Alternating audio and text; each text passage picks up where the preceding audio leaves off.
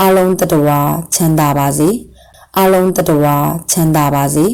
အားလုံးတတဝါချမ်းသာပါစေယနေ့1985ခုဧပြီလ6ရက်အသက်80ပြည့်မွေးနေ့ဓမ္မလက်ဆောင်ဖြစ်ပါသည်မနက်စောစောရရသောမင်္ဂလာမန္တန်ကို ကလျာဏကလျာဟုခေါ်ပါသည်ကလျာဖြင့်ကောင်းကြီးပြုပါ၏မိတ်ဆွေတို့အနေနဲ့ပြည်ရင်ရရာလောကီပညာဗဟုသုတတွေကိုကြိုက်နေတတ်တဲ့ဆိုရင်ကျမတို့ channel လေးကို like and subscribe လုပ်သွားပေးဖို့လည်းတောင်းဆိုချင်ပါတယ်အဆုံးထိကြည့်ရှုနာဆင်ပေးတဲ့အတွက်ကျေးဇူးအထူးတင်ပါတယ်နောက်ဗီဒီယိုတွေမှာပြန်တွေ့ကြပါမယ်ရှင်